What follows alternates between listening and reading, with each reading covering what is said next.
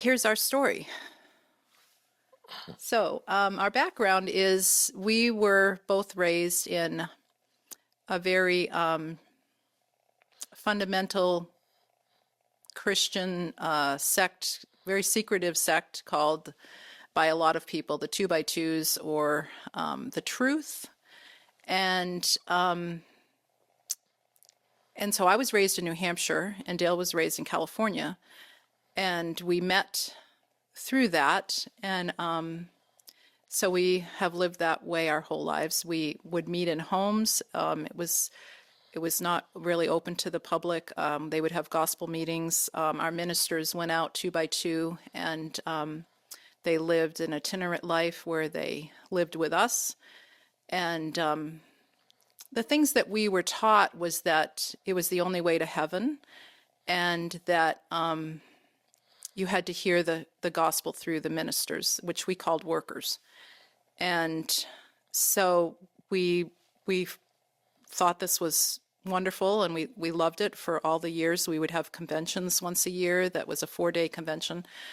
And knew people all over the world. Dale was a pilot for United Airlines, and he met people everywhere. So what happened was one of our ministers that was actually an overseer of Oregon, he died in a motel room, and they found out that he had been doing a lot of things that we didn't believe in, and a lot of child sex trafficking and things like that. And Sexual immorality. so at the time, we just thought that it was a one-off, that he had been a bad person, and we knew him and thought he was an awesome speaker. And so at that point, we were just really concerned, but we just thought it was, maybe just one thing. And then there was an investigation opened up so that people that had been abused by him could call in and tell their story. And little did we know that it was going to open a can of worms. And to this date, there's over 900 allegations, and it's so bad that the FBI opened up investigation and Worldwide investigation. yeah. And so last summer we drove up here, and we were both really troubled about what was happening. And so it caused us to really pray. Like, we believed in God, and we thought we were walking in his perfect way, I guess is what you'd call it. Well, and we believed in Jesus dying on the Yeah. cross for us. That was our salvation. Yeah. But so what happened was we both started praying desperately. And Dale has an amazing story to tell, but I'm going to tell mine real quick. I was praying about the ministry, and I said, I just don't understand what is happening. Like, why is this? What is this?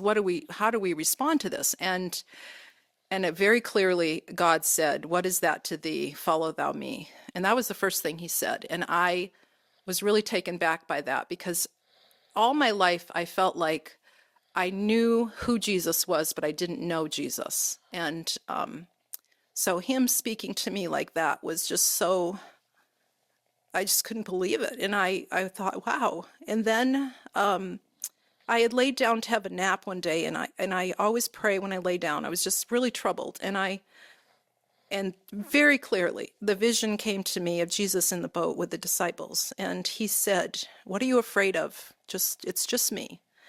And that was the second thing that he said to me, and I just thought, wow. And so the other thing that we believed was that if we didn't go to these meetings, that we would go to hell. And so it's really, really difficult to leave a group like that, because you've been told your whole life as children that you have to go to meeting, and you have to be a part of this, or you won't, there's no hope for you. But yet we didn't believe we were saved, which is kind of ironic now when I think about that. So finally, I got so desperate. I just said, if you're telling me to leave meetings and just to follow you, I'm willing to do that. But it's going to really upset my mother, who is 97 years old. And I said, but you have to let me know if that's what you want me to do. And he very clearly said yes. And so I just gave it all to him and said, okay, Lord, if that's what you want, I'm willing. And it was very difficult to tell my mother and my sister and Dale's family that still went to meeting. And I have a lot of family that goes to meeting. And but then, Meeting is what we called our services. yeah.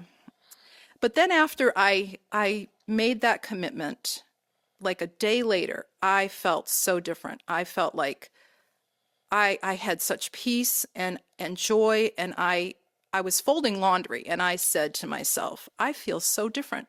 And then right then it dawned on me, I've been born again. And I used to say, when I get before Jesus, he's going to say, I never knew you, depart from me. And I knew right then that I was safe, that I was born again, that he had changed my heart, and I was his. And the journey since then has been absolutely amazing. So I think Dale should tell his story of what happened to him, because it's amazing. So we both had become so troubled about all this, and of course it's what we had grown up knowing, and just our whole way of life was the carpet's being pulled out from under us with all these things going on with the ministry and all, and different allegations. And so again, we were both laying down and take a nap, which we do now that we're getting older. And I just prayed that God would show me what he wants from me. And I said, I'm willing for whatever it is, but I have to be shown. You've got to give me a sign or something of what you want us to do. And we'll be willing for that. And so I laid down for this nap, and as I was sleeping, I had a dream. And I dreamt that we were with all the folks that we went to meeting with, and we're at a picnic by the river, and we all decided to go swimming. So we're out in the water, 20, 25, 30 of us, something like that. And we're just playing in this river, and we're floating downstream, and I suddenly look up, and I realize there's a larger waterfall that we're floating towards. And I looked up to the sky, and I said, God, what do I do now? And he said, get away from the crowd and swim to shore. You're safe away from the crowd. And that was a very profound dream for me, to wake up and realize I'd had this dream. And to me, that was a sign, because I had just prayed, please just show me. And literally a few minutes later, as I fell asleep, he showed me. And it was an amazing experience, and I'm so thankful for it. And we have, of course, we went ahead and exited the fellowship, and then we were like a newborn baby floundering and not knowing what to do next. But after much prayer and him answering our prayers and all, it's been an amazing journey since then. And our daughter and husband had some friends that went to Church on the Rock, and we ended up going there. One Sunday we were driving by, we were going to breakfast, and Joyce said, boy, there's a lot of cars there. Wonder what it's like there. And so little did we know, the very next Sunday we would be in the service there. And we've not missed one since, other than when we're out of town. Yeah, and it was so different because we met in homes, and it was very, very quiet and serious. And you walk into a church like that, and people were greeting us and joyful, and the music was so different than anything we'd ever heard, and we felt really just so overwhelmed. But I'll never forget the first Sunday. We never really was open to strangers coming into our gatherings, because they were supposedly just really special. And when the pastor spoke that Sunday about if anyone here has put a needle in their arm this morning, or had a drink, or have some kind of addiction, you are in the right place, because Jesus will help you. And it just spoke to me so much, because I thought, wow, God is doing such a marvelous work in this world. And I didn't know that. I thought that our little group was the only ones that were going to go to heaven. And then to see what God is doing is just, it's mind blowing. And so we left here and went to Arizona, and then we went to Colorado. We helped with harvest there, and we went to a little country church, and they were so welcoming and just what we needed. And we have a gathering in Arizona where we live that we absolutely all love too. And Non-denominational church. we've just found that God has put people in our lives that's just guided us and shown us his greatness. And we've learned about his grace, which we didn't understand before, and that we are saved the minute we accept him into our lives. And we didn't know that. We thought that we had to do works in order to maybe get there someday. And so it seems crazy now that we it does know yeah. all about grace, and we've read it a million times in the past, and how we didn't understand didn't see it. Yeah. It's beyond us. We feel like we're babes. We're just learning now, like what it means to actually walk by faith. And that was one thing that really troubled me. Was there's a song we used to sing that it said, "I walk by faith and not by sight, God's grace sufficient through the night."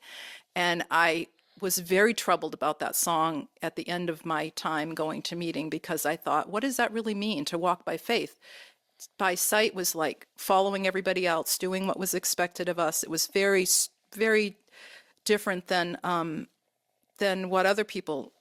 how other people live. We were very different. And I realized that walking by faith is just trusting in Jesus, and it has nothing to do with anybody else. And so my heart is just exploding with love for him. I can't get over how different I feel. And we have a lot of people that we know that have left these meetings. And it's so wonderful to see their testimonies written out, like what God is doing in their lives. And they've all discovered the same thing, that Jesus is love, and he just wants to be our savior and our friend and our guide. And he's with us at all times. And I'm just so grateful. That's, I don't know how else to say it. Yeah. And we would have never said this before, and we didn't see it as being a cult, but it truly is not a traditional cult. Right. And being raised in it, we didn't see it as that, but now we look at it as a cult, because any group that says they're the only way to heaven, it's pretty obvious that there's a problem there. And why we didn't see it before, I feel pretty stupid about that. But I'm just thankful that Jesus took the scales off our eyes and opened us up, softened our hearts to just be willing to hear what he had to say. And it's been an amazing journey, just learning about, like she said, about grace and what he's done for us. Of course, we knew that he had died on the cross, but and that was enough. We can't do anything to earn our salvation, and we always thought we just might not even make it, because how can we do this? How can we do enough to thank him for what he did for us? And we can't. We know that now. So anyway, we're thankful where we're at, and I am positive he will continue to lead us and feed us and encourage us and give us strength for anything that comes down the path.